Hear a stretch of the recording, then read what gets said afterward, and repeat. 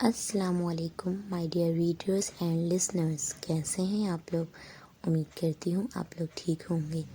آج جو ہے ہم اپنے ناول کا پارٹ 3 اسٹارٹ کرنے والے ہیں۔ میں ہوں آپ کی وائس اوور نور، اور ہمارے ناول کا نام ہے تماشائے عشق، جس کا ہم پارٹ 3 اسٹارٹ کرنے والے ہیں۔ چلے لیٹس اسٹارٹ۔ اور شیزا نے جب سعدیہ کی اتنی تذلیل ہوتے دیکھی تو اس نے کانوں کو ہاتھ لگائے تھے کہ شہر کے اتنے جانے مانے بزنس مین کے گھر کا بھی یہ ماحول تھا، اور وہ خود بھی اپنی بیوی کے ساتھ ایسا سلوک کرتے تھے۔ آج اسے ساحل کی قدر آئی تھی۔ سب کے سامنے تو بہت دور کی بات تھی، ساحل نے کبھی اکیلے میں بھی اس سے اتنی بدتمیزی نہیں کی تھی۔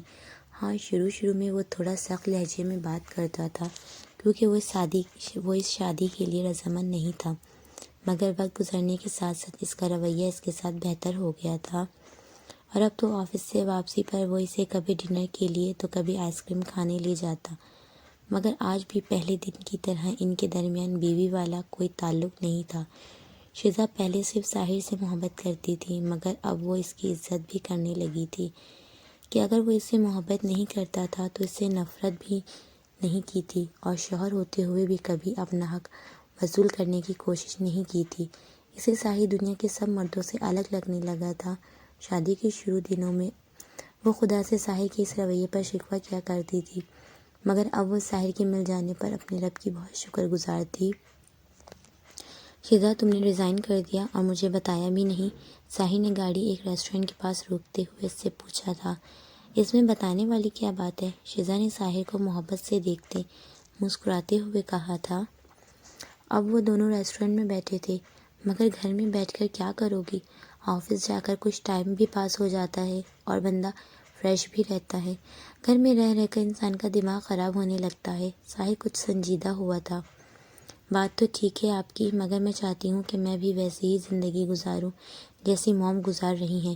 شیزا کی بات سن کر ساحل نے حیرت سے اس کی طرف دیکھا تھا۔ مگر کیوں؟ تمہیں ایسی زندگی کی خواہش کیوں ہونے لگی؟ انسان مستقل مزاج نہیں ہے نا، وہ ایک ہی روٹین سے بیزار ہو جاتا ہے۔ میں بھی ہو گئی ہوں۔ شیزا کے چہرے پر چھائی سنجیدگی کو ساحل نے محسوس کیا تھا۔ تو 1 مہینے کی لیو چھٹی لے لو اور پھر دوبارہ آفس جوائن کر لینا۔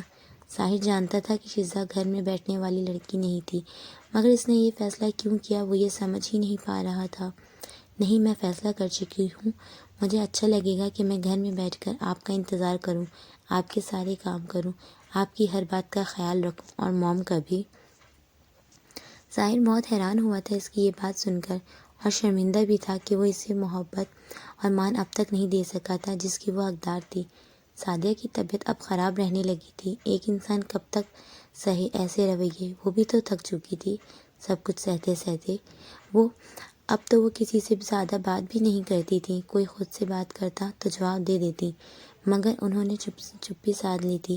بس اب اس کی زندگی کا مقصد دعا کو صحیح اور غلط میں فرق بتانا تھا کہ اب وہ اپنی بیٹی کا دکھ نہیں دیکھ سکتی تھی، اسی لیے ہر وقت یہی سوچتی رہتی کہ کس طرح وہ اس کے دل سے شعبیر کا خیال نکالے۔ مگر جب بھی کوئی بات کہتی یا تو دعا کو سمجھ ہی نہیں آتی یا پھر وہ سمجھنا ہی نہیں چاہتی تھی، اور پھر وہ بے بس ہو کر رونے لگتی تھی، اور انہیں روتا دیکھ کر دعا بھی پریشان ہو جاتی تھی۔ جب سے شیزا نے ریزائن کیا تھا، سعدیہ کے کاموں کی ذمہ داری اس نے اپنے سر لے لی تھی۔ اب تو وہ سعدیہ کے اکثر کام خود ہی کیا کرتی تھی۔ دعا کی بھی کچھ ذمہ داریاں اس نے اپنے سر لے لیں، اور دعا بھی اب شیزا سے بہت خوش رہنے لگی تھی، کیونکہ ہانیہ میں وہ بات نہیں تھی جو شیزا میں تھی۔ ہانیہ اس سے ہمیشہ بڑی بن کر بات کرتی، مگر شیزا اس سے جب بھی بات کرتی تو اسی کی عمر کی بن جاتی۔ دعا بہت خوش رہنے لگی تھی، اور اب تو وہ شاویر کے لیے روتی بھی نہیں تھی۔ یہ شاید اسے یہ سمجھ آ گئی تھی کہ اس کے رونے سے شاویر واپس نہیں آنے والا۔ کل جشن آزادی کا دن ہے۔ وی ول سیلیبریٹ 14 اگست پاکستان ڈے، ماہر نے کہا تو دعا آرام سے اٹھ کر کمرے میں چلی گئی تھی۔ جسے سبھی نے نوٹس کیا تھا، یقیناً وہ شاویر کو مس کر رہی تھی۔ بس فرق یہ تھا، آج وہ آنسو نہیں بہا رہی تھی، مگر بہت اداس تھی۔ اسے روم میں آئے 10 منٹ ہی گزرے ہوں گے کہ اچانک سے اسے شور سنائی دیا تھا، اور اس کے چہرے پر مسکراہٹ پھیلی تھی۔ اس کی اداسی اس شور کی وجہ سے نہیں دور ہوئی تھی، بلکہ اس شور میں ایک ایسی آواز سنی تھی اس نے جسے سننے کے لیے اس کے کان ترس گئے تھے۔ وہ لاکھوں آوازوں میں بھی اس کی آواز اور انداز کو پہچان سکتی تھی۔ وہ تقریباً بھاگتی ہوئی کمرے سے نکلی اور لانچ میں کھڑے شاویر کے گلے لگ گئی، جو ابھی سب سے مل کر فارغ ہوا تھا۔ دعا اس سے الگ ہونا ہی بھول گئی تھی۔ کچھ آنسو نکل کر شاویر کی شرٹ میں جذب ہوئے تھے، مگر شاویر کا چہرہ خفت سے سرخ پڑا تھا۔ منگنی نہ ہوتی تو الگ بات تھی، مگر اب تو سب کی بولتی نظر شاویر کو بہت کچھ سمجھا رہی تھی، جن سے دعا اب تک بے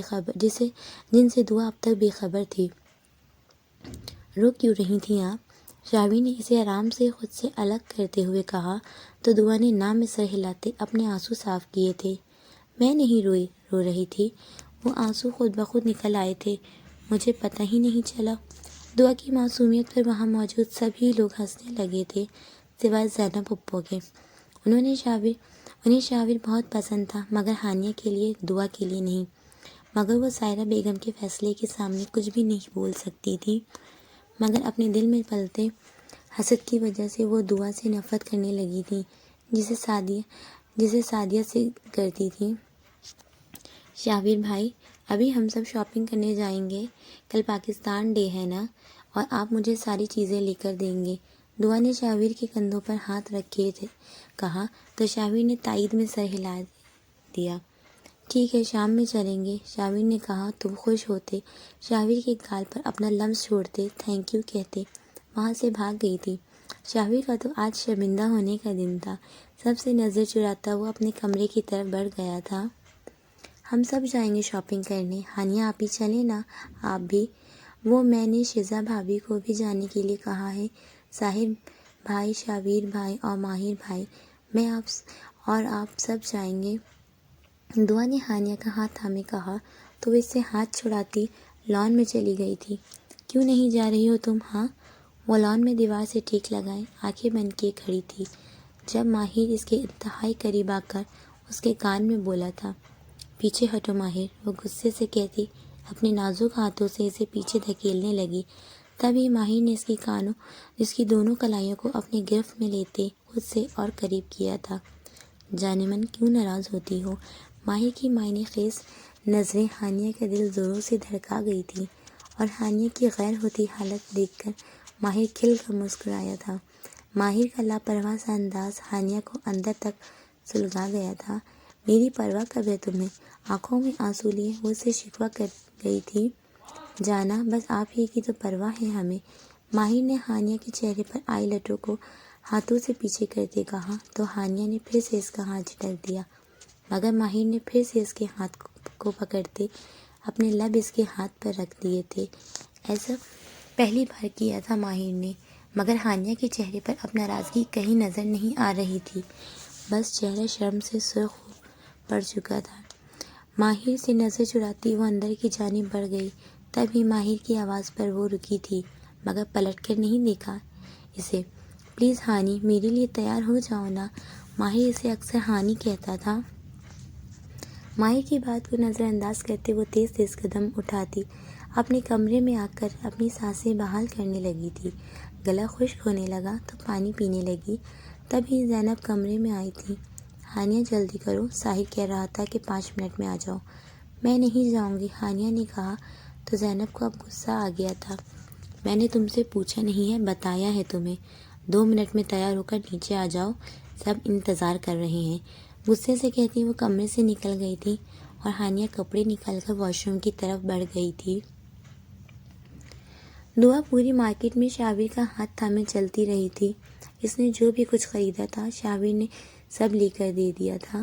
پتہ نہیں کیا کچھ فرمائشیں کی تھی اس نے، مگر وہ جس چیز پر ہاتھ رکھتی شاویر اسے لے کر دے دیتا۔ اس کے ماتھے پر بل نہیں آئے تھے، وہ تو خود بھی دعا کی خوشی میں ہی خوش تھا۔ ماہر کو آج پہلی بار سائرہ بیگم کا کیا گیا فیصلہ غلط نہیں لگ رہا تھا کہ وہ اور ساحر پھر بھی دعا کو مزید چیزیں لینے سے منع کر رہے تھے، مگر شاویر نے ایک بار بھی اسے انکار نہیں کیا۔ مگر اب وہ خود تھک گئی تھی۔ اور کچھ لینا ہے دعا؟ شاویر کی بات سنتے ہی سب نے ہی اسے کھا جانے والی نظروں سے دیکھا تھا، مگر دعا آگے سے نخرے دکھانے لگی تھی۔ شاویر بھائی، ابھی کچھ چیزیں رہتی ہیں، مگر ابھی ٹائم ہوگا نا، پھر کل کی تیاری بھی تو کرنی ہے۔ مگر ابھی ٹائم ضائع ہوگا نا، اور پھر کل کی تیاری بھی تو کرنی ہے، تو لے لو نا، شاویر نے ہنسی ضبط کرتے کہا تو ساحر نے اسے آڑے ہاتھوں لیا تھا۔ او بس کر دے بھائی، ہماری ٹانگیں ٹوٹ گئی ہیں۔ شاویر بھائی بس چلتے ہیں، ساحر بھائی بہت تھک گئے ہیں۔ چلیں کوئی بات نہیں شیزا بھابھی، ساحر بھائی کے پاؤں دبا دیں گے۔ دعا نے اپنی ہی دھن میں کہی تھی یہ بات، جس پر شاویر اور ماہر کے کہے گونجے تھے۔ ساحر بھی مسکراتے ان دونوں کو ساتھ دینے لگا اور ہانیہ اب کوہنی مار مار کر شیزا کو چھیڑ رہی تھی، مگر دعا کو سمجھ ہی نہیں آئی تھی کہ وہ لوگ کیوں ہنس رہے تھے۔ سب کے سب بیوقوف ہیں، دل ہی دل میں کہتی وہ سر جھٹک گئی تھی۔ گھر آ کر بھی دعا نے سب کو تگنی کا ناچ نچایا تھا، سارے گھر کو جھنڈیوں سے سجایا تھا۔ سب سے بڑا جھنڈا وہ لوگ ڈھونڈ کر لائے تھے، جسے گھر کے سارے مردوں نے مل کر لگایا تھا۔ اسکول سے تو چھٹی تھی کیونکہ فنکشن نہیں ہوا تھا، وہ 2 دن بعد ہونا تھا، سو دعا صاحبہ نے گھر پر ہی سب کے ساتھ پاکستان ڈے سیلیبریٹ کرنا تھا۔ دعا نے سب کے لیے بیج خریدے تھے اور گھر کی خواتین کے علاوہ مردوں کے لیے بھی گرین دوپٹے خریدے تھے۔ اس نے اپنے ساتھ ساتھ سبھی کی تیاری کی تھی۔ دعا کی ڈرائنگ بہت اچھی، اس نے سب کے چہروں پر پاکستان کے جھنڈے کی پینٹنگ بنائی تھی، لیکن جس کے چہرے پر سب سے زیادہ محنت کی تھی وہ شاویر تھا۔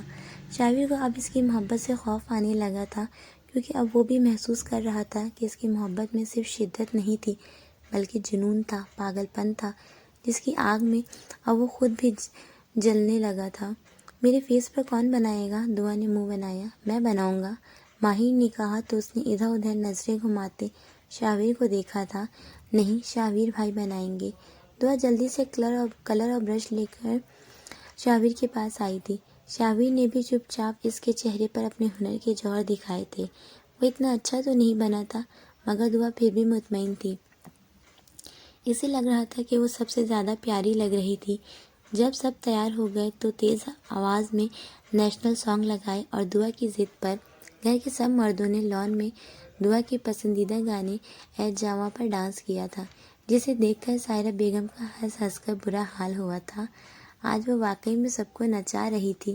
جو بھی تھا، آج دعا کی وجہ سے سب نے بہت انجوائے کیا تھا۔ ایک وہی تو تھی جسے دیکھ کر سعدیہ اپنے سارے غم بھول جایا کرتی تھی۔ تصویر کے لیے سب ساتھ کھڑے ہوئے تو ماہر جا کر ہانیہ کے پاس کھڑا ہو گیا تھا۔ ہانیہ جو پہلے ہی اس سے گریز کر رہی تھی، اسے تھوڑا دور ہونے لگی تو ماہر نے اس کی کمر میں ہاتھ ڈالتے اسے خود سے قریب کیا تھا۔ ادھر ہو جاؤ نا، ورنہ تصویر صحیح نہیں آئے گی، قریب ہوتے ہانیہ کے کان میں کہا، جو اس کی بے باکی پر اسے گھور کر بھی نہیں دیکھ سکی، بس نظریں جھکا گئی تھی۔ مجھے کل نکلنا ہے موم، مگر دعا کو مت بتائیے گا پلیز، وہ ہنگامہ کھڑا کر دے گی۔ وہ سدرا سے کہہ رہا تھا جب دعا دروازہ نوک کرتی کمرے میں آئی تھی۔ اگر پرومس کریں گے کہ جلدی آئیں گے تو پھر دعا کوئی ہنگامہ نہیں کرے گی۔ اس کی بات سنتے سدرا اور شاویر دونوں ہی ہنسنے لگے تھے۔ دیکھیے دعا، اب میں تھوڑا لیٹ آؤں گا کیونکہ میری ٹیچر بہت سخت ہے، ابھی بھی چھٹی لینے پر بہت ڈانٹ پڑی ہے، تو آپ ماہر بھائی کے کالج میں ایڈمیشن لے لینا، اس نے معصومیت سے کہا تھا۔ ہاں یہ بھی ٹھیک ہے، مگر اب نہیں ہو جاتے، میری ٹیچر مجھے نہیں آنے دیں گے نا، اب میں پیپرز کے بعد آؤں گا۔ شاویر کی بات سنتے دعا کچھ اداس ہوئی تھی۔ ابھی بھی تو آپ اپنی مرضی سے ہی آئے تھے نا، تو جب دل کرے واپس آ جائیے گا۔ دعا اب بالکل بھی نہیں روئے گی۔ That's like a good girl, شاویر نے اس کی گال کھینچتے کہا تو اٹھ کر کمرے سے نکل گئی تھی۔ تم کچھ دن اور رک جاتے، سدرا پھر سے اداس ہونے لگی تھی شاویر کے جانے کے خیال سے۔ موم، ابھی بھی ڈاکومنٹس کی ویریفیکیشن کروانی تھی، تب ہی آیا تھا، ورنہ نہیں آ پاتا میں۔ ویسے میں خود بہانہ ڈھونڈ رہا تھا یہاں آنے کے لیے، اور پھر خدا نے میری دعائیں سن لیں، مگر اب شاید اتنی جلدی نہ آ سکوں، سال بعد آؤں شاید۔ میں چاہتا ہوں اپنی اسٹڈیز پر فوکس کروں۔ موم پلیز مت روکا کریں مجھے، دل بہت عجیب سا ہونے لگتا ہے۔ شاویر نے سدرا سے نظریں چراتے اپنی آنکھوں میں آئی نمی کو چھپایا تھا، لیکن وہ تو باقاعدہ آنسوؤں سے رو رہی تھیں۔ موم آپ کہتی ہیں نا تو میں نہیں جاتا، مگر پھر دعا کے ساتھ ساتھ میری، سعدیہ چچی اور آپ کی زندگی بھی مشکل ہو جائے گی۔ نہیں بیٹا چلے جاؤ، اللہ تمہیں اپنے حفظ و امان میں رکھے، آمین ثم آمین۔ شاویر کے سر پر ہاتھ رکھتی وہ کمرے سے نکل گئی تھی۔ شاویر اگلے دن پھر سے سب کو اداس کرتا امریکہ کے لیے نکل گیا تھا، مگر وہ نہیں جانتا تھا کہ اب وہ جب جائے گا تو واپس آنے پر سب کچھ بدل چکا ہوگا، یہاں تک کہ اس کی دعا بھی۔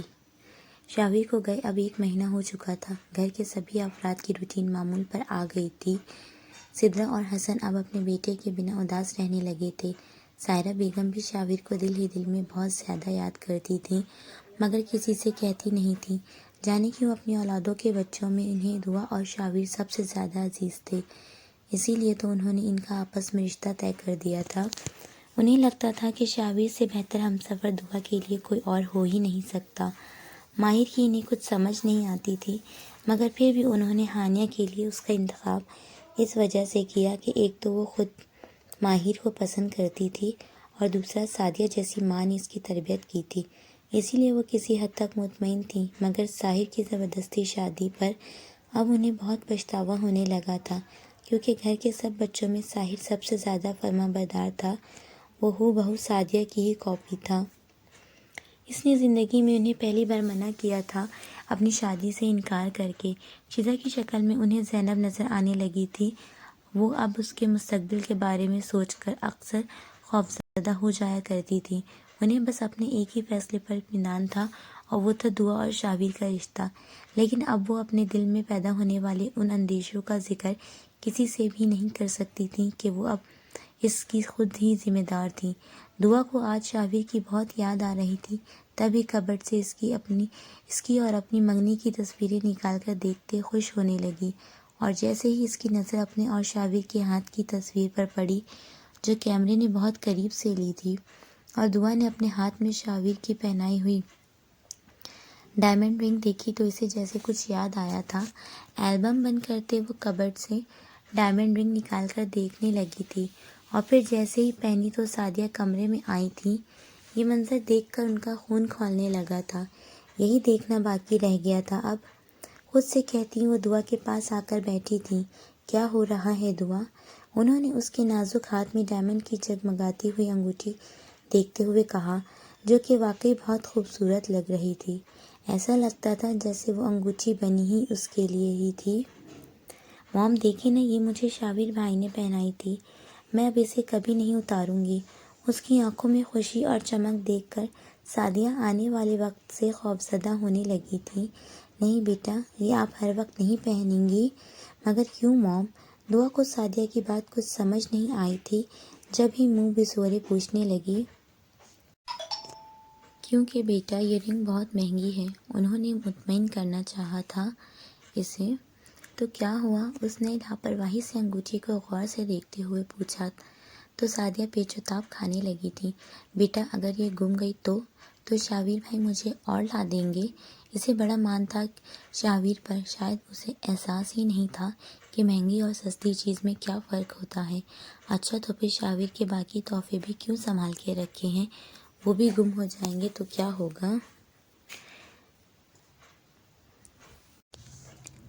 تو شاویر بھائی بھی ناراض ہو جائیں گے نا۔ اس نے معصومیت سے وجہ بتائی تو سعدیہ اس کا معصوم چہرہ دیکھ کر اب خود بھی مسکرانے لگی تھی۔ تو یہ بھی اگر گم گئی تو شاویر بھائی سخت ناراض ہوں گے نا۔ ادھر لاؤ، یہ میرے پاس رکھوا دو، جب شاویر بھائی آئیں گے تو اس وقت آپ پہن لینا۔ سعدیہ کی بات مانتے اس نے بے دلی سے انگوٹھی اپنے ہاتھ سے اتار کر سعدیہ کو دی تو انہوں نے فوراً سے اس کے ہاتھ سے لے کر واپس کبرڈ میں رکھ دی تھی۔ میں تمہیں شاویر کا کبھی نہیں ہونے دوں گی دعا۔ میں نہیں چاہتی کہ جس جہنم میں ساری زندگی میں نے گزار دی، اب اس میں میری بیٹی بھی اسی جہنم میں رہے۔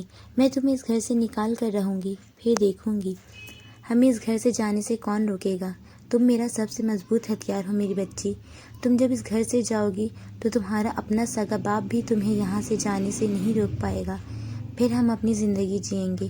تمہاری شادی میں اپنی مرضی سے کروں گی، کسی اچھے خاندان میں، اور یہ رنگ انگوٹھی میں اب تمہیں کبھی نہیں دوں گی۔ انگوٹھی کو احتیاط سے رکھتی وہ تلخی سے مسکرائی تھی۔ ساحر کی آنکھ کھلی تو سرہانے پڑا موبائل اٹھا کر ٹائم دیکھتے اسے بڑی حیرت ہوئی تھی۔ رات کے 2 بج رہے تھے، مگر شیزہ کمرے میں نظر نہیں آ رہی تھی۔ اسے فکر ہوئی تو اس نے لائٹ آن کی تھی۔ جیسے ہی اٹھ کر کچھ قدم بڑھائے تو دیکھا وہ نیچے بیٹھی، بازوؤں کو گھٹنوں کے گرد لپیٹے، گھٹنوں پر سر رکھے کسی گہری سوچ میں تھی۔ کیا ہوا ہے شزا، سوئی کیوں نہیں ابھی تک؟ ساحل نے اس کے پاس بیٹھتے ہوئے پوچھا تو اس نے سر اٹھا کر اسے دیکھنا بھی گوارا نہ کیا، ہنوز اسی طرح بیٹھی رہی۔ شزا، اب کی بار ساحل نے اس کا بازو ہلاتے اسے پکارا تو اس نے سرخ انگارہ ہوتی آنکھوں سے اسے دیکھتے اپنے نازک ہاتھ سے اس کا مضبوط ہاتھ اپنے بازو پر جھٹک دیا تھا۔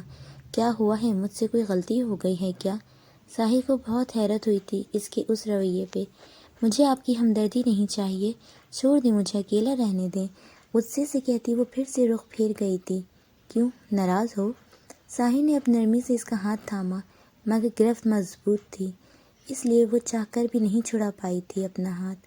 میرا خیال ہے کہ اس طرح آنکھ مچولی کھیلنے سے کچھ نہیں ہونے والا، ساحل نے اس کا ہاتھ ہلکا سا دباتے کہا تو کچھ آنسو اس کی آنکھوں سے نکلتے اس کے حسین چہرے کو بھگوتے بے مول ہونے لگی تھی۔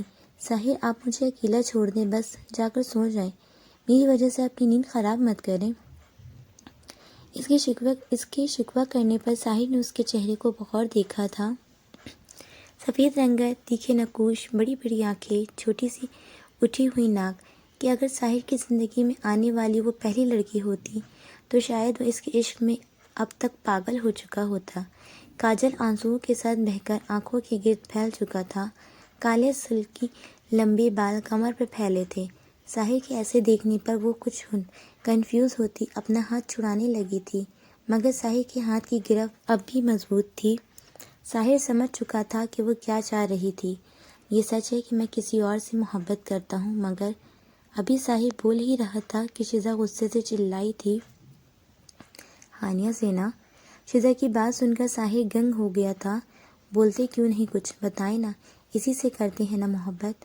وہ اب ساحل کی شرٹ کا کالر پکڑے اسے جوڑتے ہوئے پوچھ رہی تھی۔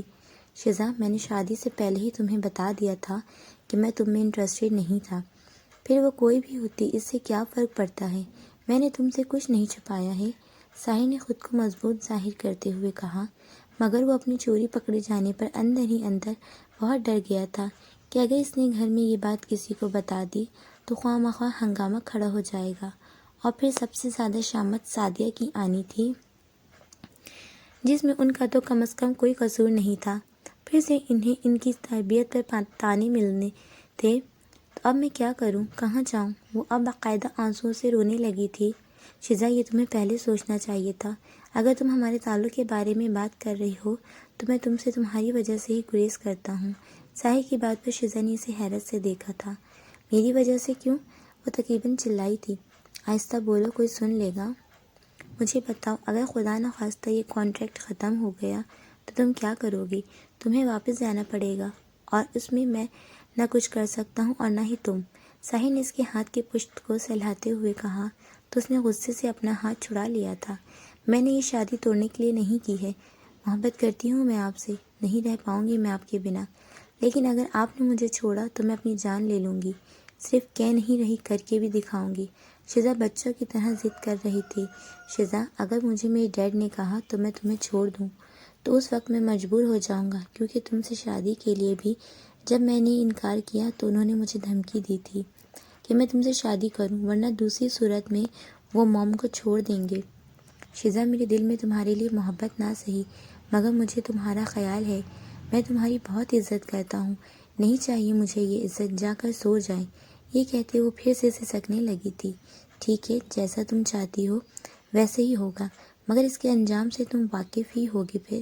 ساحل نے اس کے سامنے ہار مانتے کہا تو اپنے آنسو صاف کرتے ہوئے وہاں سے اٹھ گئی تھی۔ انجام چاہے جو بھی ہو، مگر یاد رکھیے گا، شزا جیتے جی تو آپ کو کبھی نہیں چھوڑ کر جا سکتی، لیکن پھر بھی ایسا کرنا پڑا تو شزا کی سانسیں رک جائیں گی، مر جائے گی شزا۔ یہ سب کہتی روتی وہ واش روم کی طرف بڑھ گئی تھی۔ 3 سال بعد آج شزا کی پہلی برسی تھی۔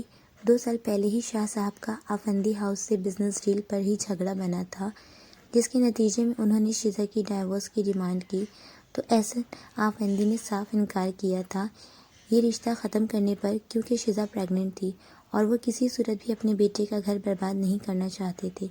کتنی ہی بار انہوں نے صلح کی کوشش کی، مگر ہر بار شاہ صاحب نے انکار کیا تھا، اور اب وہ قتل کی دھمکیاں دے رہے تھے کیونکہ انہیں لگ رہا تھا کہ ساحر رشتہ داری کی آڑ میں ان کے سارے ڈیلز اپنی طرف لے جا رہا تھا، اور ساحر نے ایسا کیا بھی تھا۔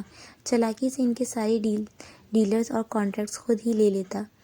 ساحر نہیں چاہتا تھا کہ شیزا اور اس کی بہن خالی ہاتھ رہ جائیں، تبھی اس کا خیال تھا کہ آہستہ آہستہ وہ شیزا اور اس کی بہن کو ان کی تمام جائیداد اور بزنس جو کہ ان کے چچا نے ہتھیا لیا تھا وہ واپس دلوائے گا، مگر اس سے پہلے ہی شاہ صاحب کو سب پتہ چل گیا تھا اور وہ اب قتل کی دھمکیاں دینے لگے تھے۔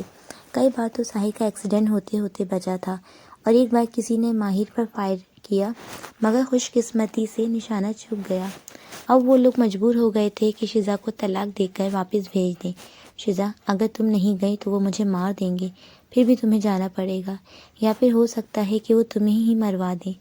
میں نے تو تمہیں منع کیا تھا مگر تم ہی نہیں مانی، مگر میں وعدہ کرتا ہوں کہ میں اپنے بچے کی پرورش خود کروں گا، تم اسے میرے حوالے کر دینا۔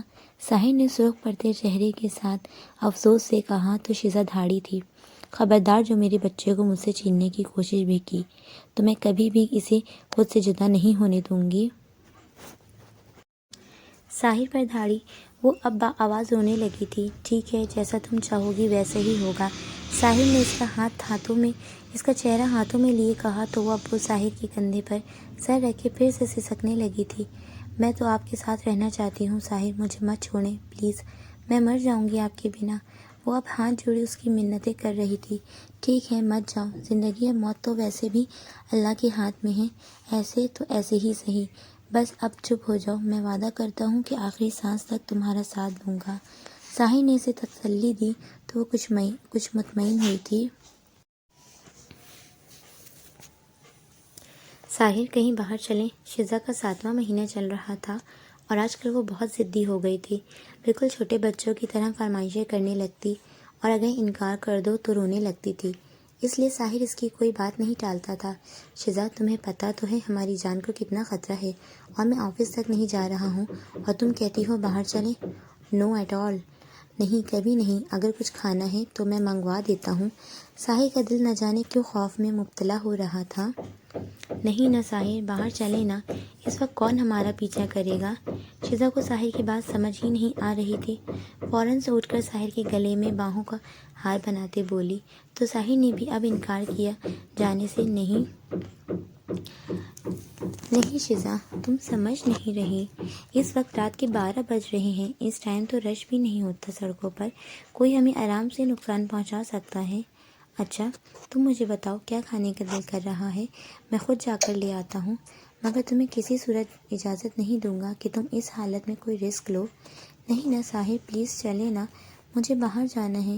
وہ اب ساحر کا چہرہ اپنے ہاتھوں میں لیے بولی تو وہ غصے میں آ گیا۔ شیزا، تمہیں پتہ تو ہے کہ تمہارے چچا جان تمہاری جان کے دشمن بنے ہوئے ہیں، ہم کل صبح میں جائیں گے اور یقین کرو اس وقت ہمیں گھر سے نکلنے کی کوئی بھی اجازت نہیں دے گا۔ مجھے نہیں پتہ، بس میری طبیعت خراب ہو رہی ہے ساحر، مجھے کھلی ہوا میں جانا ہے۔ شیزا، تو لان میں چلتے ہیں، تھوڑی دیر چکر لگا کر واپس آ جائیں گے۔ ساحر نے اسے قائل کرنے کی کوشش کی تو اب رونے لگی تھی۔ اچھا چلو، لیکن اگر کچھ برا ہو گیا نا تو اس سب کی ذمہ دار صرف تم ہوگی۔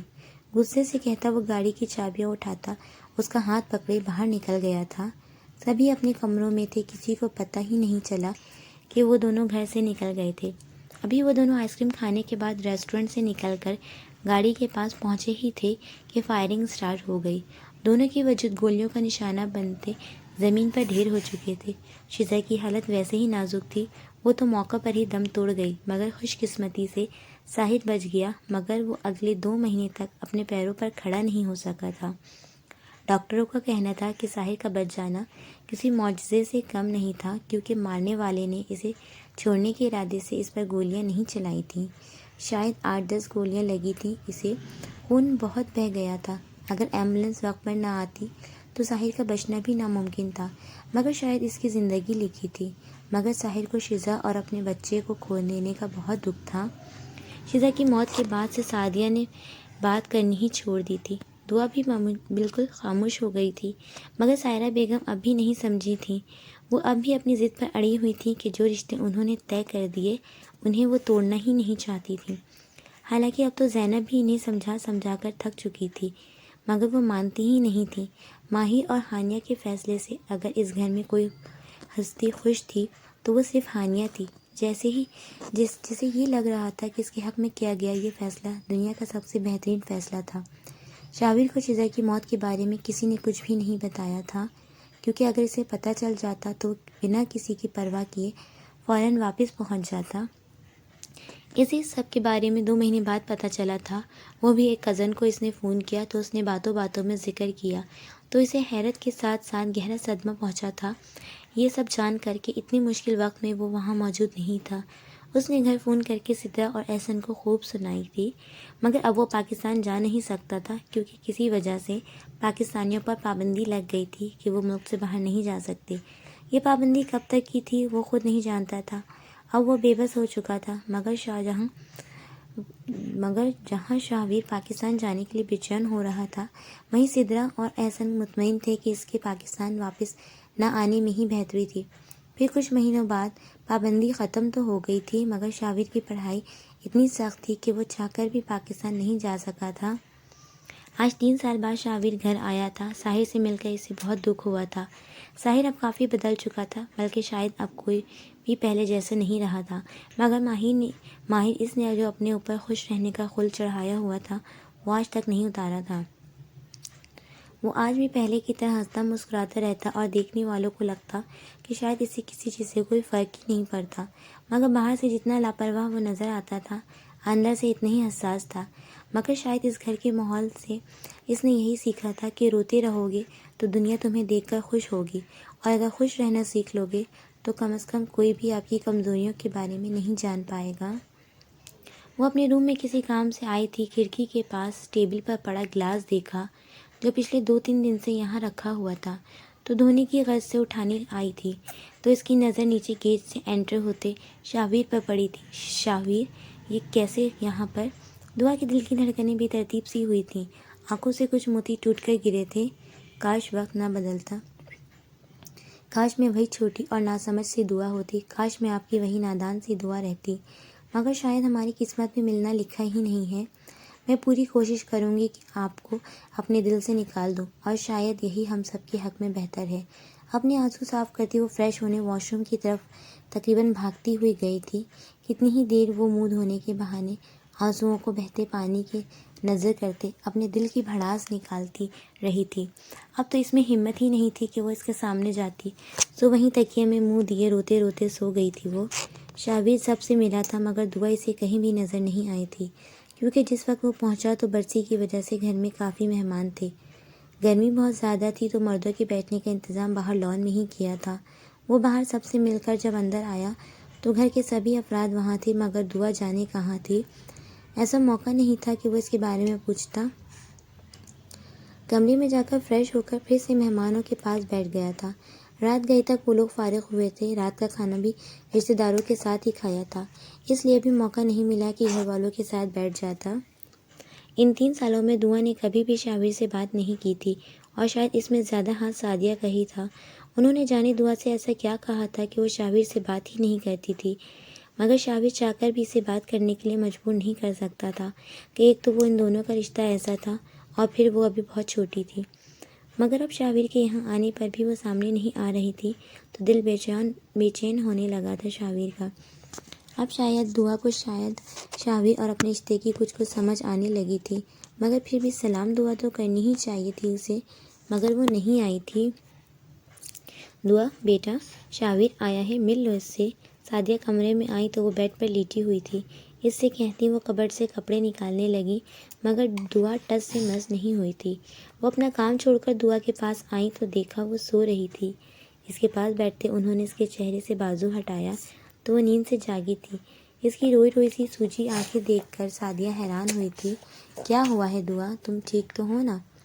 انہوں نے دعا کے ماتھے پر ہاتھ رکھتے ہوئے فکر سے پوچھا تو وہ کچھ بھی نہ کہہ سکی، سیدھے اٹھ کر واش روم کی طرف چلی گئی تھی۔ اسے کیا ہوا ہے، خود سے کہتی وہ وہاں سے اٹھ گئی تھی۔ دعا واش روم سے باہر آئی تو سعدیہ اب تک وہیں ہی تھی۔ کیا ہوا ہے تمہیں دعا؟ سعدیہ نے جانچتی نظروں سے دیکھتے ہوئے پوچھا تو اس نے بہانہ بنایا تھا شیزا بھابھی یاد آ رہی تھی۔ اللہ کرے یہ بات سچ ہو، لیکن کوئی اور بات نہیں ہونی چاہیے، یہ اپنے ذہن میں رکھنا تم۔ سعدیہ کا لہجہ جانے کیوں سخت ہو گیا تھا۔ آپ بے فکر رہیں، آپ کی بیٹی آپ کا سر کبھی جھکنے نہیں دے گی۔ آپ جائیں، میں چینج کر کے آتی ہوں۔ شاویر آیا ہے، مل لو اس سے۔ سعدیہ نے یہ جاننے کی کوشش کی تھی کہ وہ دعا کو پتہ چل گیا ہے اور وہ اسی وجہ سے رو رہی تھی یا پھر کوئی اور وجہ تھی۔ اوہ اچھا، کب آئے وہ؟ دعا نے انجان بنتے کہا تو سعدیہ کو کچھ اطمینان ہوا تھا۔ ابھی کچھ دیر پہلے، مستقبل میں نہ صحیح، ابھی تو فی الحال ملنا ہی پڑے گا نا۔ انہوں نے دعا کو پھر سے بہت کچھ جتایا تھا اور ہمیشہ کی طرح دعا آج بھی کچھ نہیں سمجھ پائی تھی، مگر سعدیہ کے کہنے کے باوجود بھی دعا شاویر کے سامنے نہیں گئی تھی۔ گھر آئی کچھ کزنس کے ساتھ ہی بیٹھی رہی اور پھر غائب ہو گئی تھی۔ شاویر ادھر ادھر نظر گھماتے ہوئے اسے ڈھونڈنے کی کوشش کر رہا تھا، مگر نظر ہر بار ناکام و نامراد واپس لوٹ آتی تھی۔ سعدیہ دعا کہاں ہے؟ اسے تم نے بتایا نہیں کہ شاویر آیا ہوا ہے؟ سائرہ بیگم نے سعدیہ سے کہا تو وہ تائید میں سر ہلاتی دعا کو بلانے چلی گئی تھی۔ دعا تمہیں سمجھ نہیں آ رہی کیا؟ کہا بھی تھا کہ شاویر سے مل لو مگر تم آئی ہی نہیں۔ سعدیہ روم میں آئی تو دعا نے جلدی سے کبرڈ بند کی تھی اور چہرے کا رنگ اڑا ہوا تھا۔ کیا ہوا ہے، کیوں پریشان ہو؟ سعدیہ کے پوچھنے پر اس نے نام میں سر ہلایا تھا۔ نہیں موم، کچھ نہیں ہوا، بس ویسے ہی۔ چلو بھی اب، سعدیہ نے آنکھیں دکھاتے کہا تو وہ ان کے پیچھے چل دی۔ لاؤنج میں سب بیٹھے تھے۔ شاویر بلیک شلوار قمیض پہنے، آستین کو کوہنیوں تک فولڈ کیے، زینب پھپھو کے ساتھ باتیں کرتے کسی بات پر مسکراتے ہوئے بہت جاذب نظر لگ رہا تھا۔ شاویر کو دیکھ کر دعا کی سانسیں جیسے رکنے کو تھیں۔ وہ لڑکی جو اسے دیکھتے ہی بھاگتی ہوئی جا کر اس کے کندھے پر جھولنے لگتی تھی، آج سامنے جانے سے بھی کترا رہی تھی۔ السلام علیکم۔ دعا کے سلام کرنے پر شاویر نے اس کی طرف دیکھا تھا۔ دعا بلیک سوٹ کے ساتھ میرون دوپٹہ لیے، سیاہ سلکی لمبے بالوں کا ہلکا سا کیچر میں قید کیے، شاویر کے دل کی دھڑکنوں کو بڑھا گئی تھی۔ وعلیکم السلام، کیسی ہیں آپ دعا؟ شاویر نے ہاتھ ملانے کے لیے ہاتھ بڑھایا مگر دعا نظر انداز کر گئی۔ میں ٹھیک ہوں، گڈ۔ شاویر نے کہتے ہوئے ہاتھ پیچھے کر لیا تھا، مگر اس کے یوں نظر انداز کرنے پر شاویر کا خفت سا چہرہ سرخ پڑا تھا۔ میں آتی ہوں۔ اس سے پہلے شاویر کچھ اور پوچھتا، وہ اس کی نظروں سے بچتے وہاں سے فرار ہو گئی تھی۔ اور سنا، کب تک ہو یہاں؟ زینب پھپھو نے مزے لیتے ہوئے کہا، جنہیں ان کے درمیان دوری دیکھ کر بہت خوشی ہوئی تھی۔ میں بس 10 یا 15 دن یہاں ہوں، پھر چلا جاؤں گا۔ شاویر نے خود پر کیسے ضبط کیا تھا یہ تو وہ خود ہی جانتا تھا۔ کافی دیر باتیں کرنے کے بعد سب اپنے اپنے کمروں میں چلے گئے تھے۔